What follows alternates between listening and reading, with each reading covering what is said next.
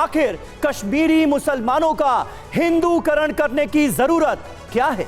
क्यों बताया जा रहा है कि कश्मीरी मुसलमान पहले हिंदू थे? लेकिन इससे पहले एक रिपोर्ट आपको दिखाते हैं ताकि यह पूरा मामला आपके जहन में क्लियर हो जाए।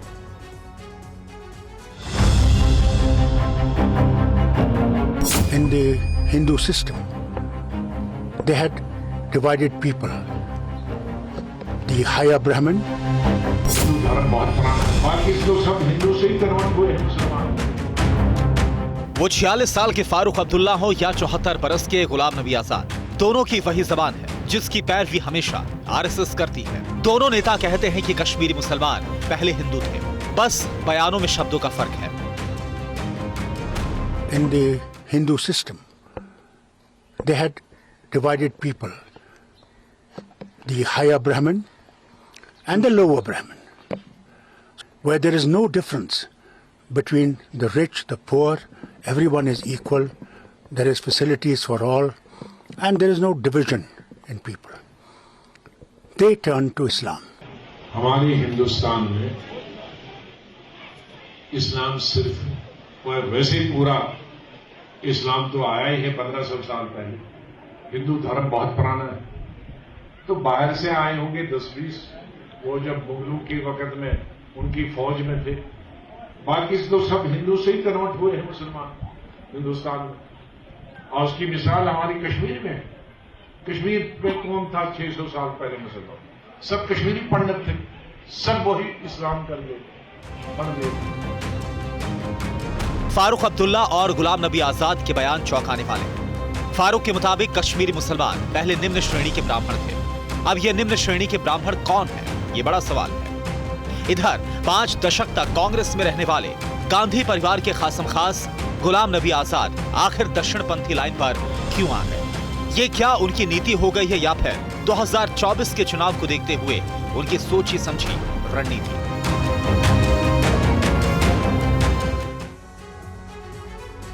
तो हिंदू थ्योरी को लेकर गुलाम नबी आजाद और अब फारूक अब्दुल्ला ने जो कहा है वो कश्मीर की सियासत के मद्देनजर भी बहुत अहम है। लेकिन जो शायद भूल गए अब्दुल्ला, ब्राह्मणों में कहीं भी उच्च और निम्न श्रेणी का जिक्र तो आया नहीं। ऐसे में 5 बड़े सवाल खड़े होते हैं। पहला, इस्लाम अगर न्याय प्रणाली लेकर आया तो उससे पहले क्या था? दूसरा बड़ा सवाल, क्या चाणक्य, विक्रमादित्य, युधिष्ठिर और विदुर को नहीं जानते वो? तीसरा, कश्मीर में मुस्लिम बनने वालों को निम्न श्रेणी का कहना क्या ठीक है? क्योंकि वो ये कह रहे हैं कि निम्न श्रेणी के जो ब्राह्मण थे वो भेदभाव से परेशान होकर खुद को कन्वर्ट कर लेते हैं। चौथा, क्या फारूक अब्दुल्ला कश्मीर के मुसलमानों को निम्न श्रेणी का बता रहे हैं? पांचवा, क्या फारूक अब्दुल्ला का बयान कश्मीरी मुसलमानों का अपमान नहीं है? आज इन तमाम सवालों पर हम करेंगे चर्चा।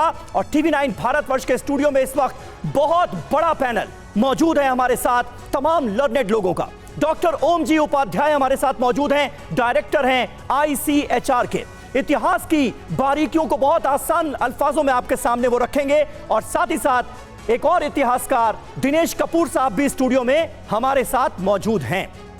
क्योंकि बात हुई है मुसलमानों की, बात हुई है भारत में इस्लाम कब आया इसकी, इसलिए हमारे साथ 2 मुस्लिम स्कॉलर्स भी मौजूद हैं। मौलाना साजिद रशीदी साहब जो कि प्रेसिडेंट हैं ऑल इंडिया इमाम एसोसिएशन के, वो हमारे साथ मौजूद हैं।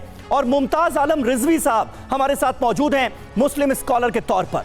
कश्मीरी पंडितों का जिक्र हो रहा है 2024 के चुनावों से पहले, इसके मायने क्या हैं? ललित अंबेडकर साहब हमारे साथ मौजूद हैं, कश्मीरी पंडित हैं। रविंदर पंडिता हमारे साथ मौजूद हैं, फाउंडर हैं SSCK के। डॉक्टर मनोरमा बख्शी हमारे साथ हैं, वाइस प्रेसिडेंट हैं ऑल इंडिया कश्मीरी समाज की। और हमारे साथ कुछ कश्मीरी मुसलमान भी मौजूद हैं। पीर विकर उल असलम हमारे साथ मौजूद हैं जो कि पॉलिटिकल एनालिस्ट हैं, कश्मीर से ही ताल्लुक रखते हैं।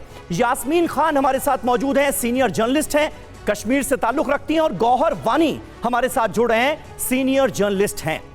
इन सबसे आज बात करके इन सवालों का जवाब लेने की हम करेंगे कोशिश। और सबसे पहले मौलाना साजिद रशीदी, मैं शुरुआत आपसे करना चाहूंगा, क्योंकि जिस बात का जिक्र पहले गुलाम नबी आजाद की तरफ से किया गया, थोड़ा सा रद्दोबदल करके फारूक अब्दुल्ला भी उन्हीं बातों का जिक्र करते हुए नजर आ रहे हैं। क्या आप इन बयानों से इत्तेफाक रखते हैं? क्योंकि कहीं ना कहीं ये डायरेक्शन तो वही जा रहा है कि सारे जो भारतीय हैं उनका डीएनए एक है, चाहे वो मुसलमान हो या फिर हिंदू। देखिए समीर भाई, ये बात आज की नहीं है, ये बात तो बहुत पुरानी है।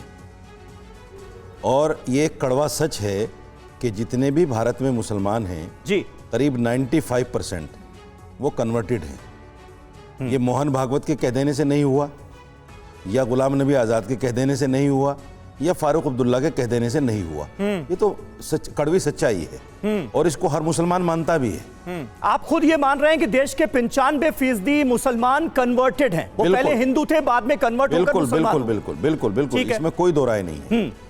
दूसरी बात यह है कि जो फारूक अब्दुल्ला ने कही है कि वो बिल्कुल निचली सतह के पंडित थे।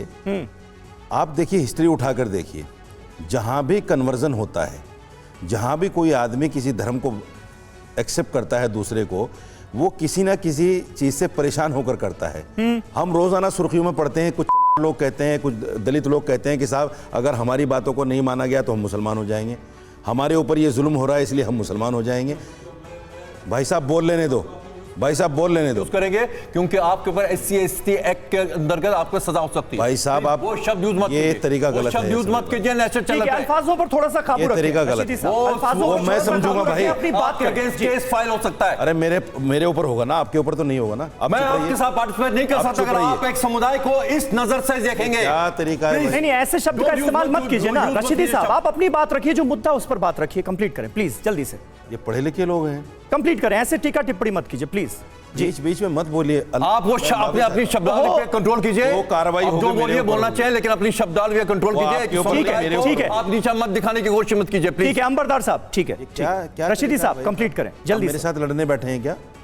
कंप्लीट कीजिए। आप मेरे साथ लड़ने आए हैं क्या स्टूडियो में? मैं आपकी शब्दावली चेक करने आया हूं, आपको बता रहा हूं, वार्न कर रहा हूं। SC आप टीचर हैं हमारे, अंतर्गत ये आप शब्द हमारी बोलना इस्लाह कानून करेंगे के आप। खिलाफ है।